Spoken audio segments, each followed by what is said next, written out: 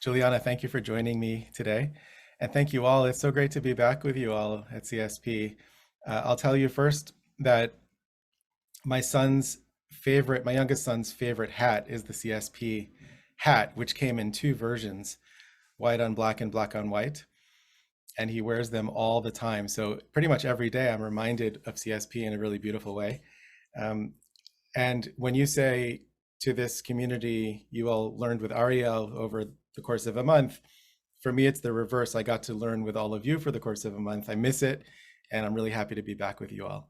Um, there's so much to talk about today. Our theme is universal questions in a Jewish key, and we really want to explore the relationship between particular Jewish teachings and universal concerns.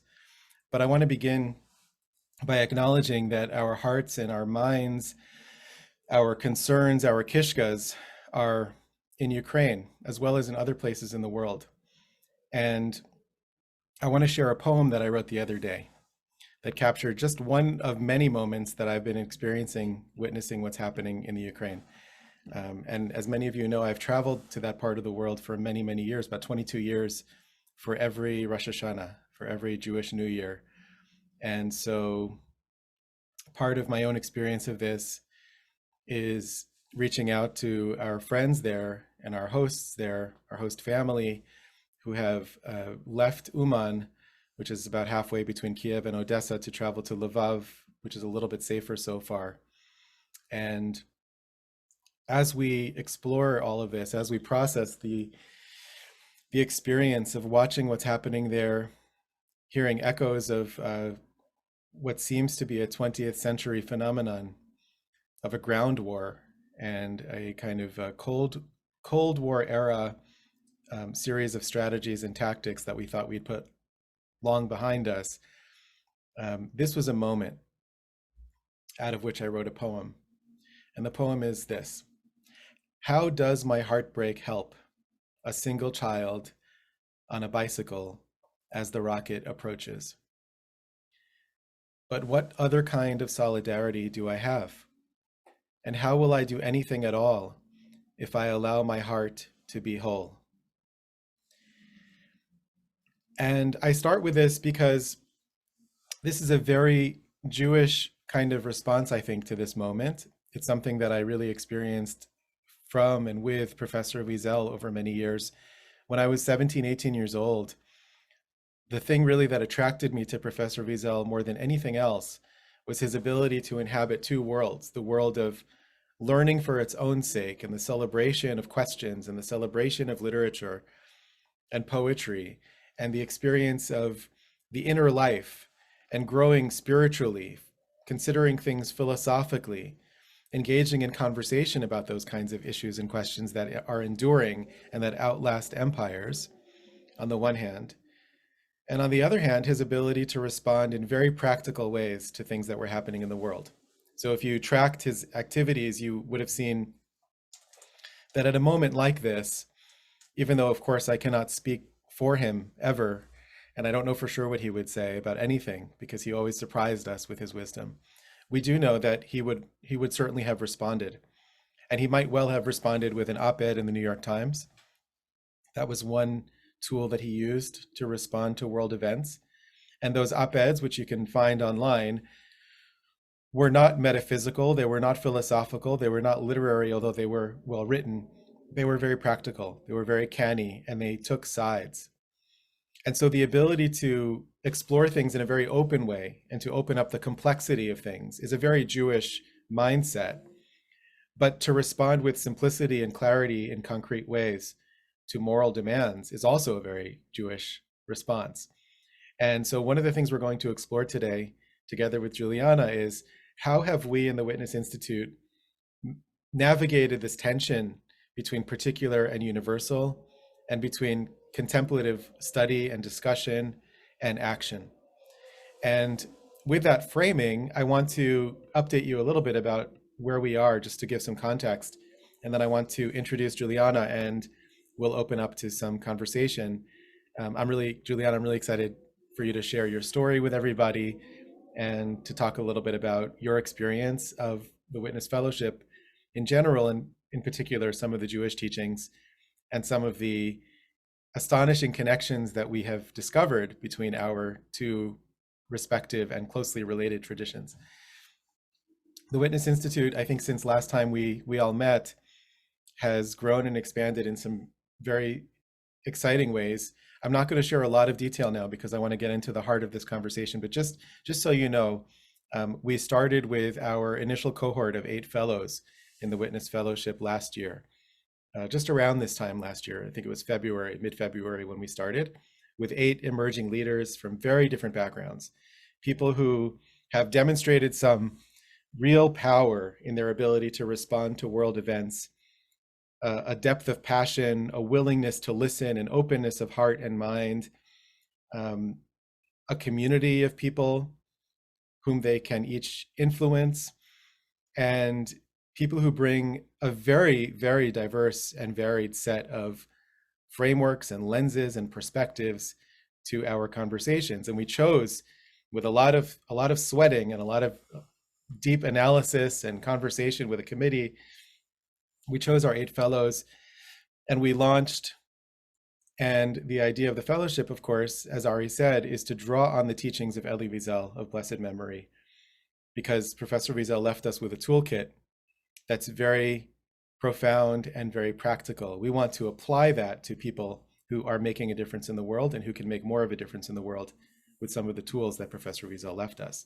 And so we translated that set of teachings from Elie Wiesel into a curriculum, and we have walked together with this initial cohort over the course of the year through a curriculum where we've done all sorts of things. We've explored themes and motifs, some of which we got to study together 2 years ago, like memory and the power of memory, like hope and despair, and looking at hope as a moral choice, as an activity, not as a feeling, but something that you choose often in spite of all the evidence of history, all the evidence of your senses.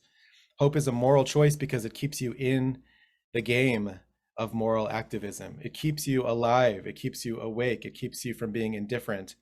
And choosing hope again and again, no matter how difficult and complex the world's challenges seem, is something that we explored together in this fellowship very early on, in both intellectual ways and also in personal ways, through reflection and sharing. And in addition to those themes and others, we've also explored tools, very practical tools like storytelling as a craft. How do you tell stories to galvanize a movement of people around an issue that you care about? How can we use design thinking, human-centered design, to build a sense of empathy for the people you're trying to help so that you become better and more precise at analyzing their needs and creating responses to their needs? So we've really kind of run the gamut. And this is a lot of what you see on the walls behind me. The mapping of the Witness Fellowship is exploring themes in the inner life and values and issues of character, tales and stories from different kinds of ancient and modern literature, but also very practical tools to apply what we learn in the world. It's important to say, though, that Juliana, you'll remember that the very first thing we did when we got together in our very first meeting was explore a Hasidic tale. And it's a Hasidic tale that I think we studied together in CSP 2 years ago, the tale of the tainted grain, the tale of madness, where the world is becoming mad. And the solution, at least in one version of the story, is that we, the king and the viceroy, will also enter into madness, but we will make a mark on one another's foreheads so that when we look at each other, we will remember that we are mad. And that story captures something so essential about the work that we're doing in the Witness Institute and far beyond. I think so much of what's happening in the world right now is that we are encountering different forms of madness, different things that don't make any moral sense. And we ourselves have been influenced by this world because we've been acculturated to it, we've grown up in it.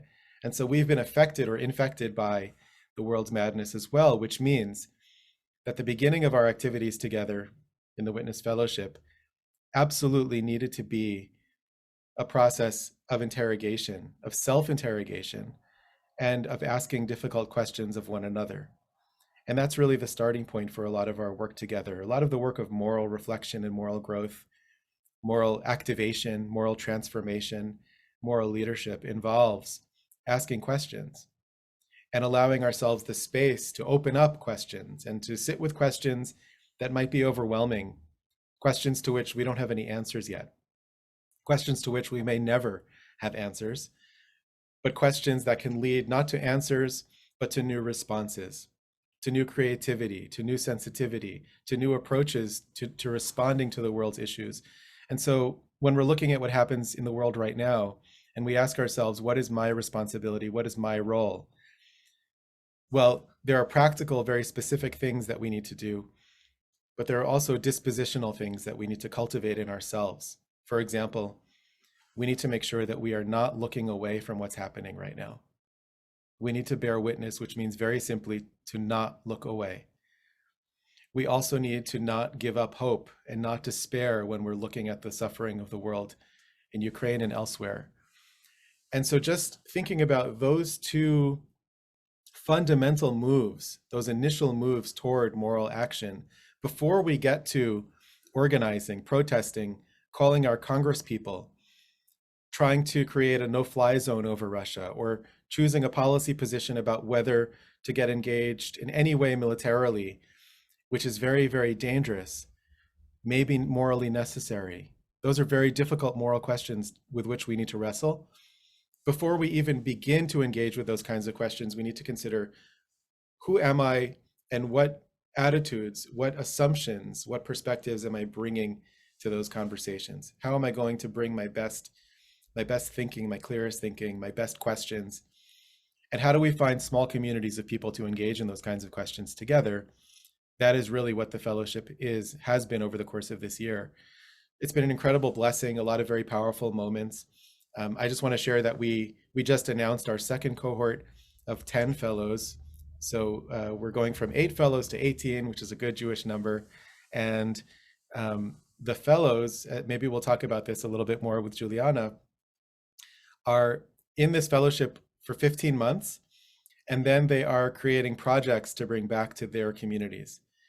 And so, Juliana, maybe if we have time, you'll talk about your project, but each of the 8 fellows is bringing something to reach many more people out in the world with creative responses to various challenges, from human rights, as in the case of Juliana's work, to racial injustice, to Holocaust education, to building bridges across communities of immigrants and non-immigrants in schools, I'm not going to go through all the projects now, but this is the critical work of creative responses and creative problem solving in response to the world's problems.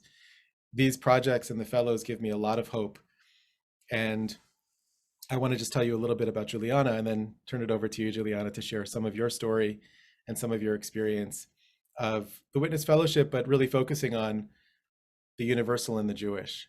And I want to say one more thing before I introduce you, Juliana, which is just very simply that it's my very strong belief, based on Jewish texts, based on Torah, based on the Bible, based on the very first conversation with the very first Jew, Abraham, and based on later texts about the Israelites in the desert and at Mount Sinai, and based on later texts from the rabbis in the Talmud and in the Midrash, and based on later texts from Hasidic teachings and so on. It's very consistent. It's my very strong belief that Judaism has always been designed to hold the tension between the particular and the universal.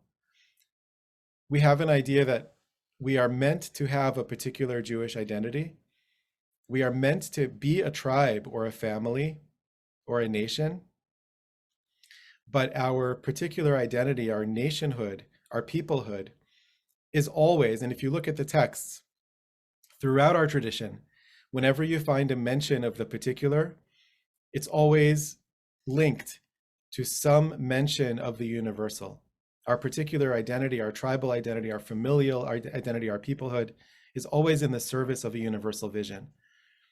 The goal of Judaism is not to have a great Jewish world or a wonderfully thriving Jewish people, although that's wonderful in itself. The goal is always, from the very first conversation that God has with Abraham, in which God says, I want you to leave your culture behind. I want you to travel to a land that I will show you. I want you to generate a unique particular tradition. The second part of that same statement, God says to Abraham, is, and through you, all the families of the world will be blessed. The purpose of the particular is to create a world, a universal world of brotherhood and sisterhood, of peace, of health, of support, of sensitivity and caring and compassion. That has always been the case in our tradition. Although sometimes in Jewish life, we lose sight of either the particular or the universal. When we lose sight completely of the particular, we see assimilation. And when we lose sight of the universal, we see fanaticism. And so part of our job in the world today as a Jewish people is to hold the tension and consider, how do we hold the tension between the particular and the universal in this moment? And so as we talk about this, and as Juliana shares her remarks and her thoughts, I want us all to think about how the experience of someone who comes from a different tradition and is experiencing Jewish teachings or Jewish wisdom in a way that may be helpful or useful, how does that become a model for us to think about the translation of particular traditions into universal application, so that our unique particular traditions, all of them, not only Judaism, become blessings for the entire human community. That's the vision really behind all of this. Juliana Taimoorazy is a Witness Fellow. She's the founder and president of the Iraqi Christian Relief Organization, as well as several other organizations dedicated to fighting anti-Semitism and drawing attention to minority communities, particularly in the Middle East, who are struggling and suffering and oppressed in various situations, often under radical Islamism. Juliana is an organizer, an eloquent and articulate spokesperson for her own Assyrian community, as well as for other marginalized communities and communities in distress or in danger. And Juliana comes to us as a Witness Fellow with someone who is unafraid to ask questions, unafraid to articulate what might be minority positions or perspectives on various issues. And she has added so much to our Witness Fellowship community as a result of all of that. The combination of warmth, open-heartedness, and incisive intellect is something that I have benefited from. Juliana, I've learned a lot from you in our conversations. I know the other fellows have as well. So I'm really happy to turn it over to you now to share your story and your remarks. Thank you, Ariel, for such beautiful, glorious words, which I'm not sure I deserve them, but thank you. Ari, thank you so much for having me here. It's such an honor to see everybody and share a couple of my sentiments and my words with you.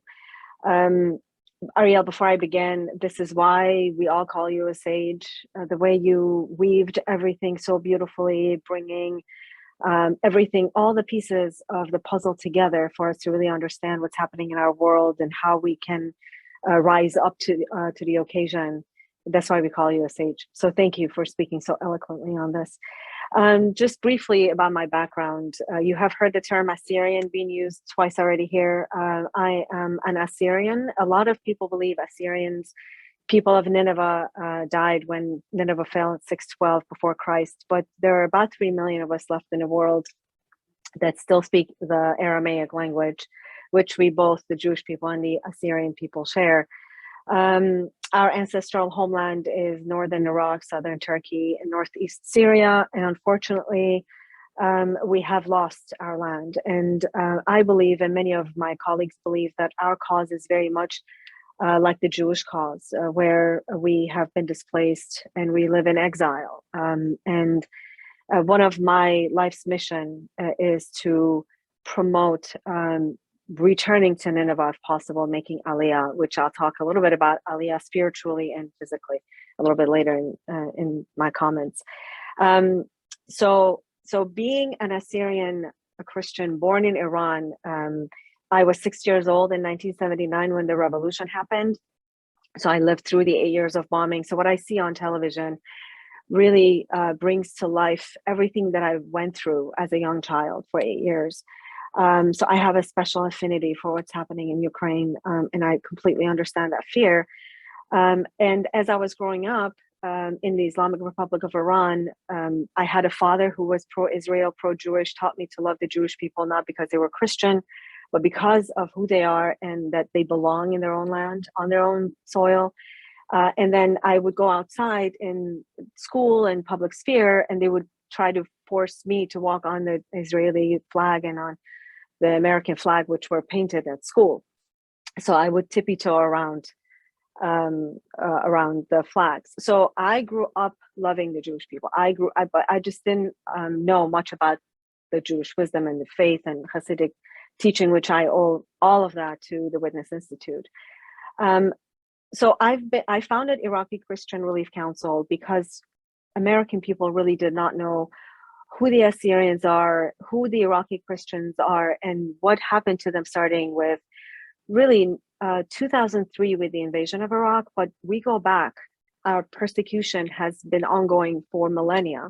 For example, many of you know of the Armenian genocide, but almost no one knows that 2 out of 3 Assyrians were perished from 1898 until 1923 during the Great War. So I founded Iraqi Christian Relief Council to teach the Americans about who we are and what is our cause and what we're fighting for. And really, frankly, I came to know Ariel right before pandemic. I picked up his fantastic book, which rightfully so deserving of receiving that award. It was Professor Wiesel's picture on it, and I was an admirer of Professor Wiesel as a child growing up in Iran. So I picked it up naturally. And as I started reading this book, it spoke to me. The words resonated to me as an Assyrian, as someone who escaped Iran, as someone whose family is peppered with persecution and memory of loss. And so I reached out to Ariel and I said, look, I just wanted to say thank you because I belong to a persecuted community as well. And we connected, and the rest is history. What transformed my work really is, I would say, memory, the stories that my family taught me, the history of my family, of my people, of the Jewish people. And I learned about the Jewish struggle through my father. And then stories of the righteous that stood up amidst adversity to bring a larger impact. So that's how my activist life, I would say, was formed, and it was really transformed after I started being connected to the Witness Institute. I think Witness Institute has really sharpened the fundamentals that already were instilled in me, maybe clarified them for me, put a framework around what I knew before. But also, it's very important to say that Witness Institute has brought people together from diverse backgrounds who have different struggles.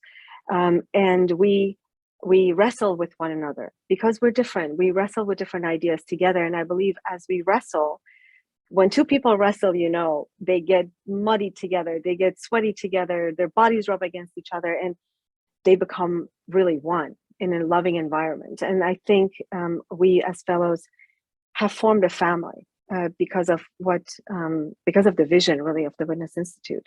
And also, I'm grateful because Witness Institute has brought the teachings of Hasidic wisdom to us.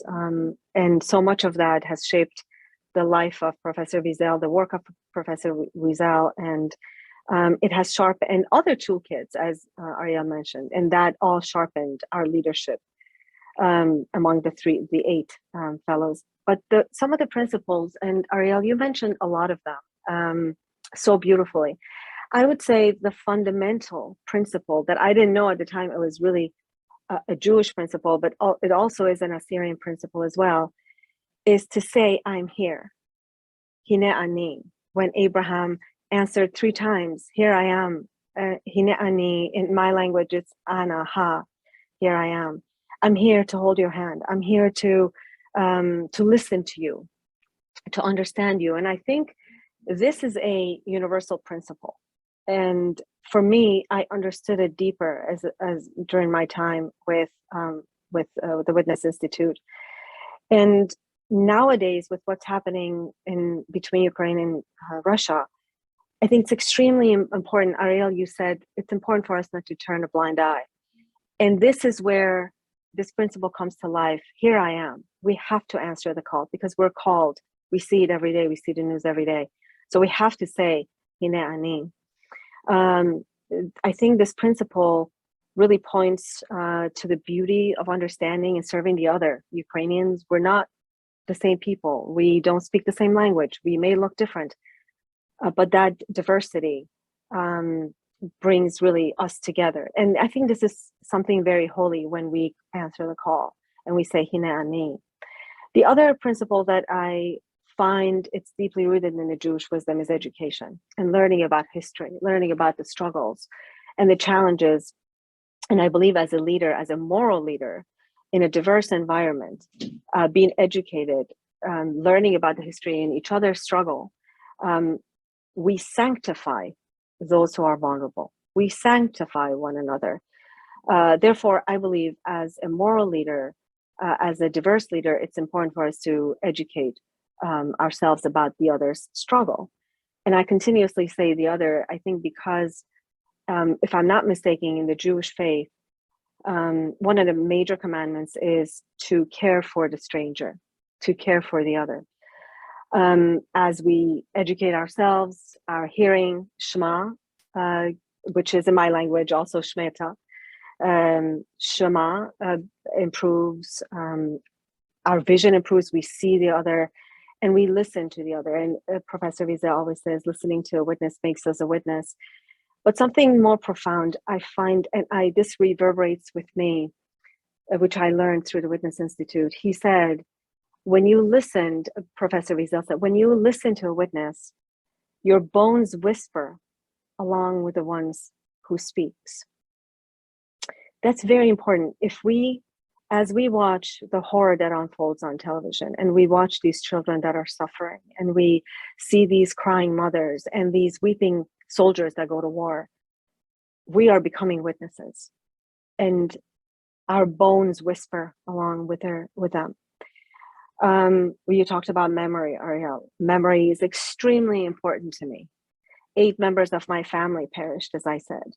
My great-grandmother, my great-grandfather. My great-grandfather actually was killed in the hands of Bolsheviks. Why? My grandparents were born in Iran. My great-grandparents were born in Iran.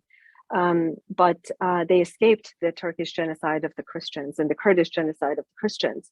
So they fled to Russia. He was a priest. So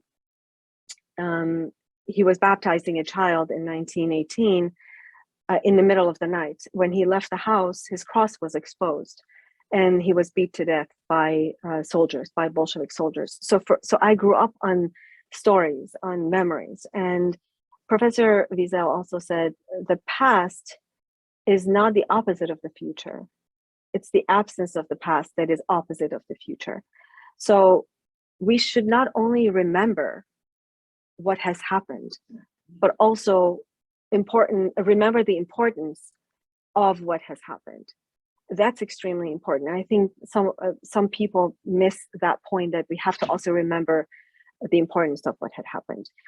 And Dr. David Patterson, who is my mentor, who is one of our advisors at the Witness Institute, he teaches at the University of Texas in Dallas. He eloquently says that when the past and the future come together, we have the present, and we have to be present. And this presence, for example, with what's happening in Ukraine, is formed by urgency of the call. These urgent matters tug at our heartstrings, and this urgency creates the present. And that's why we cannot turn a blind eye and be just ignoring what is happening and be spectators to what's happening. So that's actually, I believe, a moral leader, a diverse leader, has the responsibility as a witness to transmit that remembrance, that memory. And Witness Institute has been such an instrument for me to cultivate those principles for me: education, remembering history, memory. And I think you also mentioned, Ariel, it's so interesting that we're I think, on the same wavelength. You talked about despair and hope. One of my notes, I wrote that hope amidst despair. I think as a leader, and all of us who are present on this call, I think we have a moral duty to hold on to hope. And holding on to hope and creating hope is a Jewish fundamental principle, which I'm honestly blown away because the work that I do, the work that my ministry does, is constantly being on the front lines, being with the refugees, these Christian refugees that have been displaced out of Iraq, or those who are suffering in Nigeria, those who have suffered out of Afghanistan. So it's very challenging to maintain hope. For me, for example, that I'm constantly in touch with these people, I have to dig so deep inside to make sure that I bring hope to these people. And I think hope brings joy with it, and joy leads to rejoicing. But rejoicing doesn't mean that everything is great and we can now kick back because everything is great. But I think we rejoice in the fact that we realize what matters, that we're called to make a difference. Dr. Patterson says we live in a time of meaning famine. A lot of people are looking for meaning. They're digging deep to see, what is the purpose of my life? And I think when we create hope, that leads to joy. And we rise up and rejoice. Activists, moral leaders create joy, and we rise up and we rejoice in the fact that we defy meaninglessness. So, and early on, I talked about Aliyah. There are different forms of Aliyah, I believe. There is a physical Aliyah that the Jewish people make to Israel, which is so beautiful. And although I'm not Jewish, but when I went to Israel the first time, I believe I made Aliyah, if you permit me to say that, to Israel. And as time passed by, I learned what really Aliyah meant. So I started promoting, as I said earlier, making Aliyah to Nineveh, to be an example for those who are suffering because of what we have suffered. And we have so much to learn from the Jewish people. I believe that in the depth of my heart. But also I believe when a moral leader, a diverse leader, every time we take a step, every time we make a positive impact, we make a spiritual Aliyah.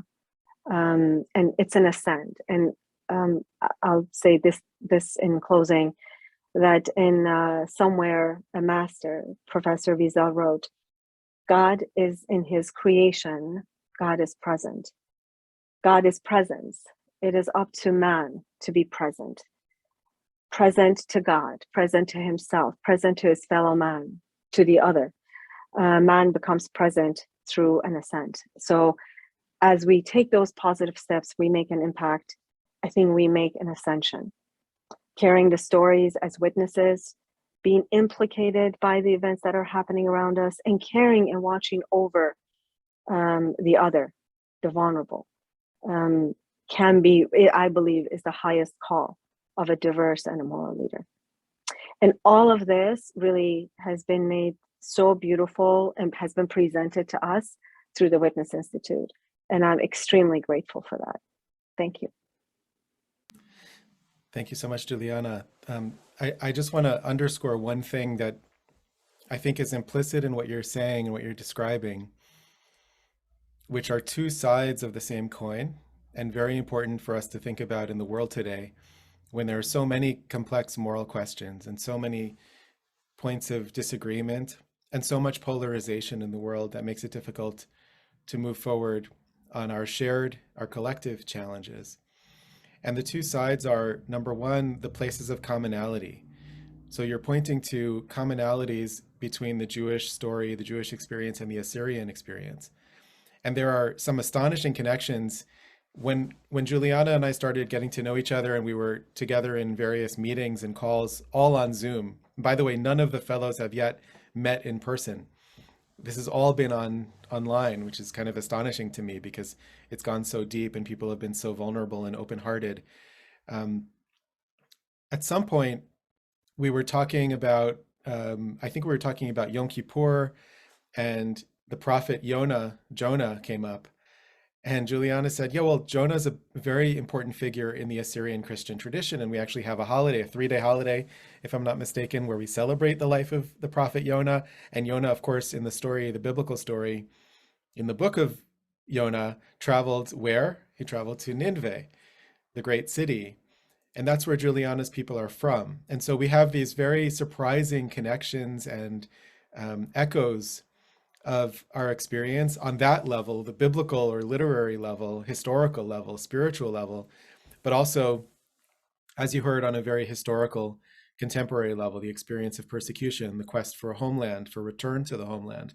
Those points of commonality are there. They're present, not only with Juliana, but between and among the other fellows as well, many of whom come from very, very different backgrounds and have very different stories, all of whom have very different stories and often different perspectives on particular issues. But you can find those points of contact and those points of resonance. The other side of the coin is the places of difference, and the place in which we might disagree, or fellows might disagree about particular questions or particular policies. And so much of this fellowship was designed based on not only Jewish ideas and Jewish stories and Jewish texts, but Jewish practices and Jewish tools and methods, like the methodology of chavruta study, which is paired study, where you study with someone else and you kind of duke it out, you argue, you disagree with one another, but with a spirit, with a commitment to common purpose and a shared quest for the truth. You're not trying to win. You're not trying to defeat your interlocutor. You're trying to learn from your partner, your chavruta partner. And we don't use that language in the fellowship necessarily, but that is very much the construction of this. So in our meetings, we'll have breakouts where we're setting up the fellows to disagree, as Professor Wiesel always said, to disagree with the other for the sake of the other. And that's the flip side. There the differences become really important and become not threatening, but an opportunity and an invitation to learn more. And with all of this, what I've heard from many of the fellows is that having a community in which to engage with this kind of work is very helpful also in one other character trait, which is the character trait of courage. And I don't want to embarrass you, Juliana, but I want to just name that you are an incredibly courageous person, willing to take a stand where you see things that are wrong in the world. This is a very remarkable and unique quality today. We don't have many leaders who are willing to take a hit, who are willing to be attacked or risk being marginalized for taking an unpopular opinion and standing up for those who have no voice. Ari, because you dedicated this session to Elisha, I want to also name that Elisha has this quality so powerfully. And if you follow his activities over this last year, whether it was organizing a rally against anti-Semitism in Washington, D.C., or speaking at the National Cathedral about the relationship between the 6 million that everyone talks about in the context of marking Professor Wiesel's life and legacy, and the 6 million living Jews today in the state of Israel, Elisha is also someone with tremendous courage. And in order to build that courage, it's very, very helpful to have a circle of people who have your back, who will support you. And that is an essential part of what we're trying to build here. And so, Juliana, I want to thank you for your remarks. And then I'd love to open this up to questions. Ari, if you have questions or questions from anyone here. Sure, I'm just opening up the chat so people can share their questions, and we'll try to get to a few as we finish up the program. I guess one of my first questions is, Juliana, you said your community still speaks Aramaic. So Yes. is that Aramaic, Ariel, is that an overlap with us? Is that the Aramaic that is our Aramaic? And if so, I'd like to hear what Aramaic sounds like today in a kind of a, if you don't mind, Juliana, like what does Aramaic sound like? If you went to the grocery store and you ordered something Aramaic, what does that sound like? So Aramaic breaks into two main parts, the Western and the Eastern Aramaic. So for example, the Western Aramaic is shlomo, for hello, for shalom, right? Shlomo. We say the east of the Euphrates is shlama, for example. That's, or chavruta. We say the same word, choravayuta or chavruta. So the root is the same. But the language is quickly disappearing. There are very few people that actually read and write it today. They can speak it, and we're grateful that they're speaking it, but even there are very few that read and write it. But there's hope amidst despair, and we continue doing that. Can you read our Talmud and some of our prayers in Aramaic and understand them? Some words I can understand because I speak modern Aramaic, read and write modern Aramaic. I'm teaching myself the ancient Aramaic. So there's a lot of words that I understand. And so the context, I end up understanding them. So for example, Shalom Aleichem at the time of Shabbat, a lot of that, when I take Assyrian young people to Israel for them to see the beauty of Israel and really get to know the community, they start crying at Shabbat because they had never known how close of kin we are together. And I have to tell you something real quick. I take delegations to Northern Iraq. And in 2018, I took 2 Jewish people from America to Iraq for them to see the situation. We went to a small town, a small village really, that has a synagogue that has been destroyed. And we did Shabbat there. And obviously in private and hiding, we were scared, but we did Shabbat. And the people of the village, there are only 20 Assyrians left in the village. And the elders came and they wept with these 2 Jewish people. And they said, and in fact, one of them privately told me, I missed the Jews that were here. We used to go to their weddings. We spoke the same language because a lot of northern Iraqi Jews spoke Aramaic. And so there's that kinship that has to be promoted among the 2 people, especially that we share the same language as well. A language I think is extremely important for our existence. And Eliezer ben Yehuda, what he did with the Hebrew language is just remarkable. So that was a long answer to Thank you. very quick I will question. call you when I get stuck in a Talmudic passage. You will help me. Oh my goodness, I don't know if I can be of help, but please do. Gail asks the question for Ariel, which is, how do we find out about the projects that your fellows are working on? Do you have them on your website? So if people are interested in learning more about them or helping them out, if it's a project that is of interest to someone, is that something that people can learn about? Yeah, we're working on that now. The fellows are actually deeply immersed in the process of consulting with one another to refine their projects and get them ready for public sharing. So in the next month or two, probably the next month or so, we will be sharing either on the website or in another way, possibly in the form of an event, so that you have a chance to hear what the projects are, the stories behind them, and the vision of each project. So stay tuned for more on that. And we'll be in touch as we develop that. Can you give us an idea of some of the other backgrounds of your other fellows? We met Juliana, and I learned about her background. So who else do you have that you're working with right now? So let's see. So each of the fellows is assigned a buddy at the beginning of this, a chavruta in the beginning of this process. And so Juliana's buddy is Amisha.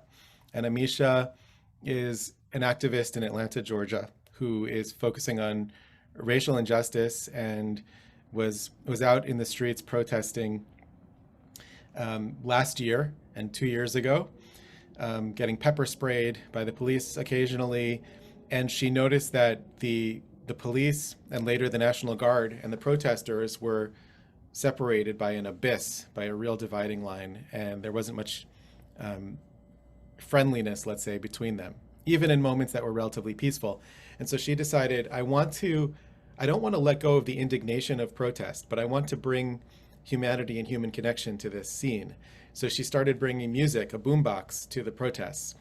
Long story short, she got the National Guard and the protesters to dance the Macarena together. And I read about this in the news somewhere online and tracked her down and said, we're starting this project about the legacy of Elie Wiesel.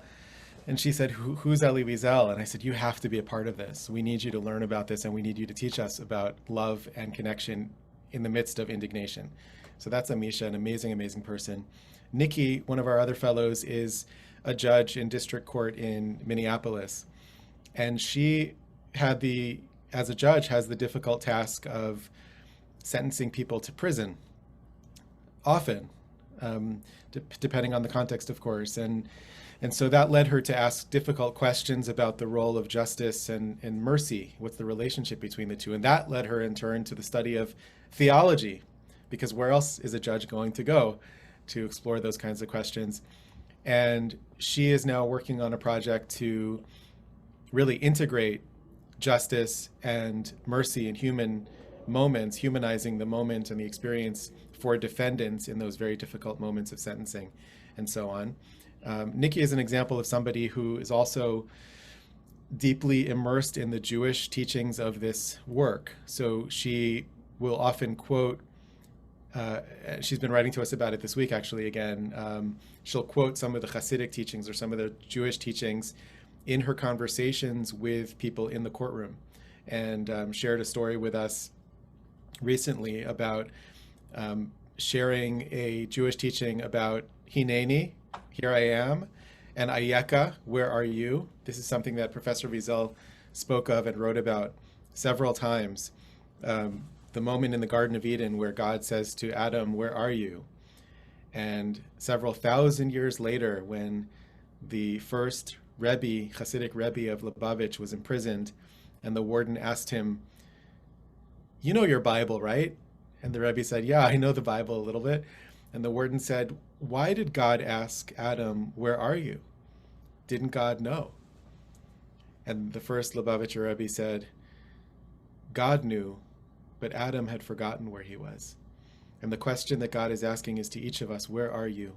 Where are you in the world? Are you taking your responsibilities seriously? And so Nikki shared this Hasidic teaching with a defendant, and they wept together in the courtroom, had a very, very powerful moment.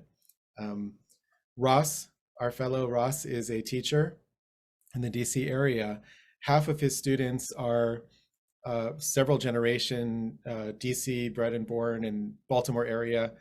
And then half of the population is recent immigrants. And so he's working on a project using storytelling to bring his students together across all of those differences. Hope, I'll just mention one more, and then the rest of them we'll have to learn about another time because I'm aware of the time. But Hope is a therapist who uses humor. She's a comedian and a therapist who integrates humor in therapy to help children who have been in war zones or who have gone through very severe medical issues to help them heal their trauma. And so one of the things we look for in this fellowship is people who have interesting or surprising juxtapositions of disciplines or of life experiences. So a judge who's interested in theology is really fascinating. A therapist who's integrating comedy is really interesting. A human rights activist who's working from the States, bringing attention to contemporary injustices, but in light of 3,000-year-old history, as Juliana is fascinating to us. So those juxtapositions are important, and those are just little tastes of who some of the fellows are. They are, without exception, incredibly passionate and incredibly open-hearted and willing to be vulnerable and engage in difficult conversations and question one another and question themselves in an atmosphere of profound respect, which is really the bedrock, I think, of Professor Wiesel's classroom. The culture that he created in his classroom was similarly dedicated to that kind of process. Do you have time to teach these days, or are you fully focused on Witness Institute? Well, first of all, I can't not teach. I start to feel like uncomfortable in my skin if I'm not both learning every day and teaching every week. So I look for opportunities and find them. A lot of my teaching now is in the context of the Witness Institute. I do some teaching with the fellows, and that turns out to be a lot more learning for me than it is teaching. But I also teach in various communities still online, and sometimes even in person now. Well, we look forward to having you back here in person. I know I don't know if you've traveled yet, but I know you were planning on traveling to this area. So hopefully we'll have you live in California. Who knows?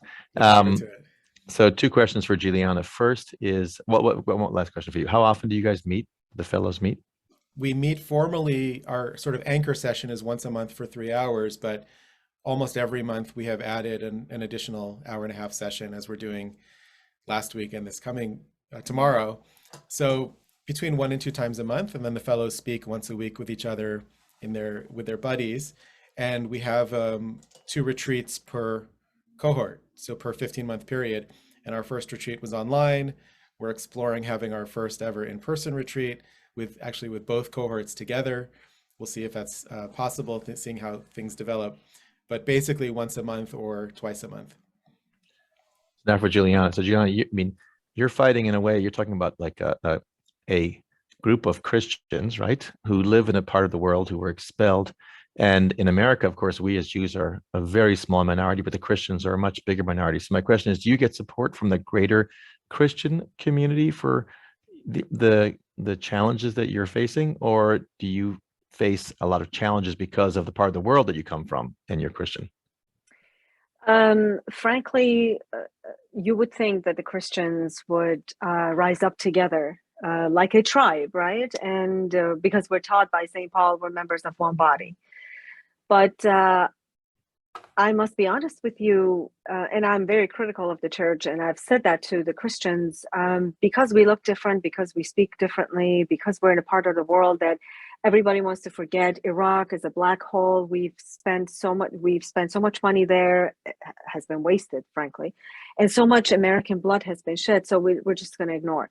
And it's different, frankly, to which sect of Christians you speak to. If you speak to evangelicals, they say to us, well, you were baptized as infants, you really accepted Christ as an adult, so they're a little bit weary.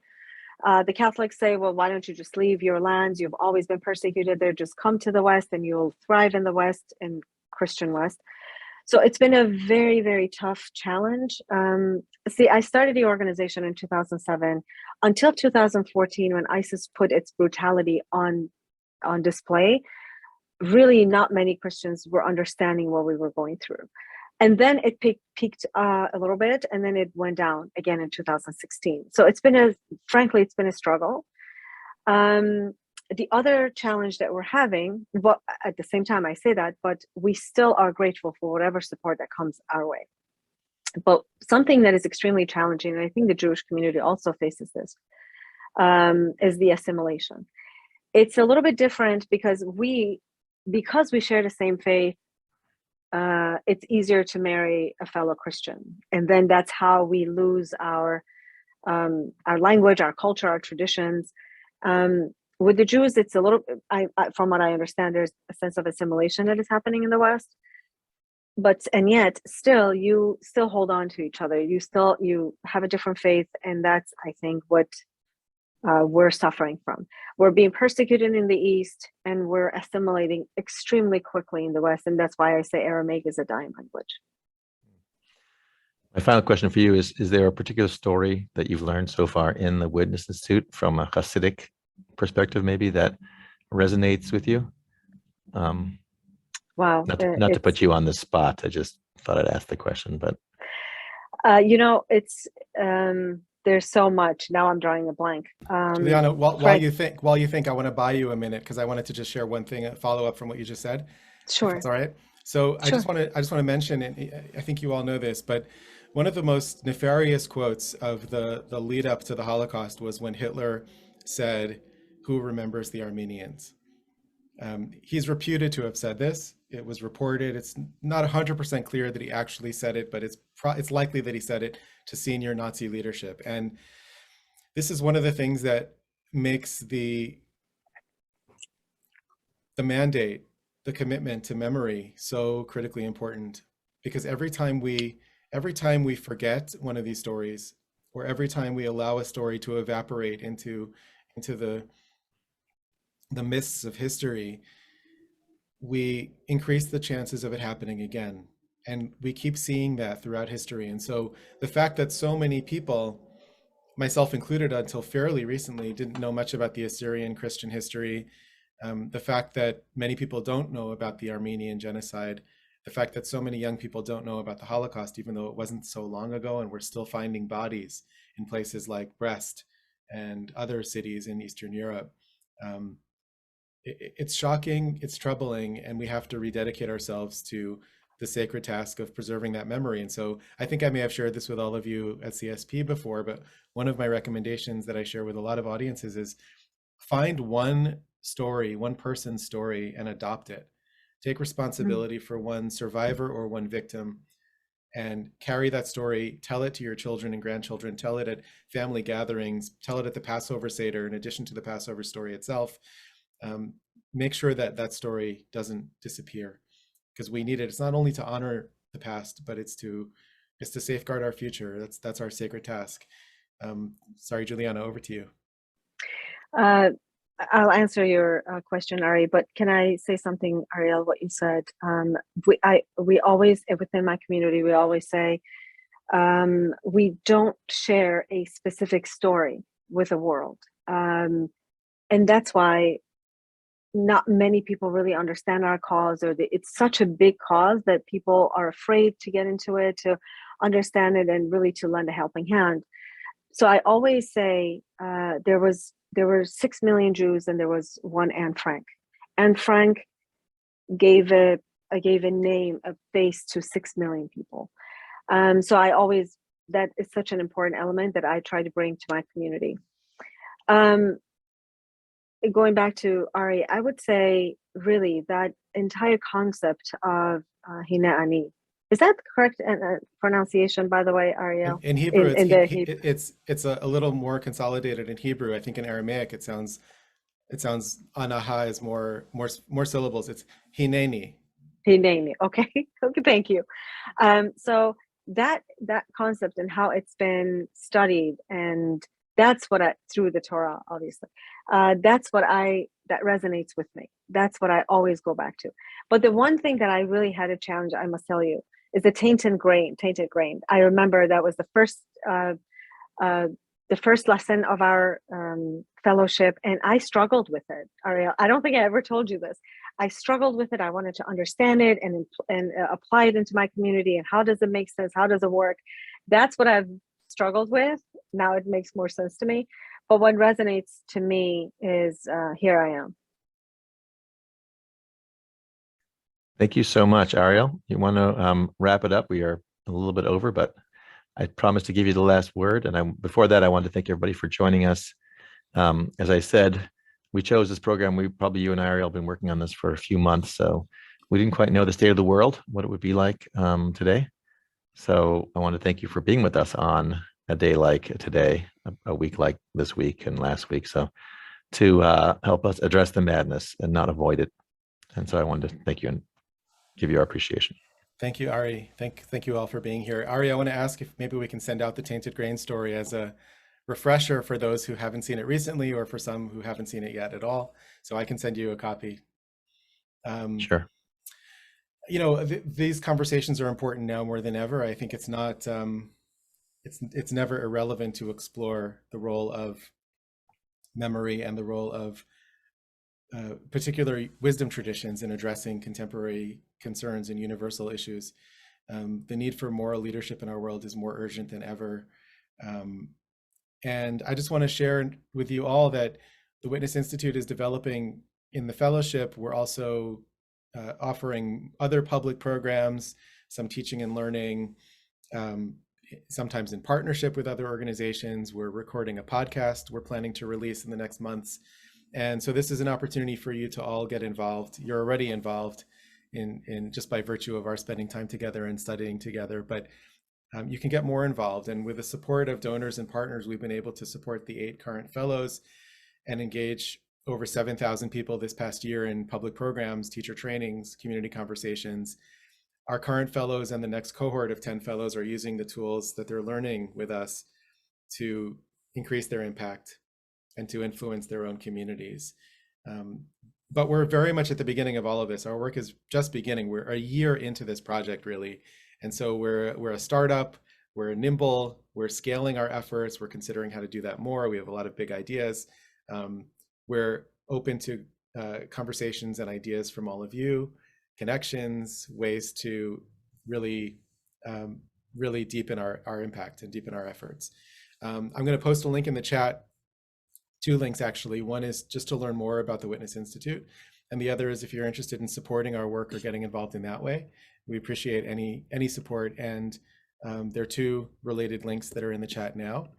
And I really want to end by thanking you all. I really believe, as Professor Wiesel believed so deeply, that one of the responses, the essential response to any of the challenges we face, what's happening today in Ukraine, issues of social unrest, polarization, racial injustice, economic injustice, all the issues that we face, the essential ingredient to respond to them must be education. So having an organization like CSP creating spaces for people to learn together is essential in the same way that it was essential for Professor Wiesel himself to keep his own sanity after the war, to keep his hope alive after the war. And it was learning, as those of us who studied together a couple of years ago know and remember, it was learning that allowed him to do that, that allowed him to keep going. And so the world needs us all to keep going, and therefore the world needs us all to keep learning. So I want to thank you for learning together. I want to encourage you to keep learning more and more deeply, find more opportunities, create more opportunities. Let's find a way of sharing the model of CSP with other communities that don't have a CSP and could use it. Another reason I'm happy when my son is wearing that hat in the Boston area. And I wish you all the best. Stay well. And thank you for making this time and for joining us. And Juliana, thank you for joining me today. And Ari, thank you so much for having us. Thank you. Thank you very much. Thank you both. We'll be sending more CSP swag to Ariel Burger's house. We just need the size of your children. They can they can wear it around Sharon, and people can ask, "What the heck is that? Connecticut State Police?" No, it's a Jewish learning group. Thank you, everybody. Take care. See you this week. A lot more programs coming up, and hopefully we'll get Ariel to come teach. Take care. Bye, guys.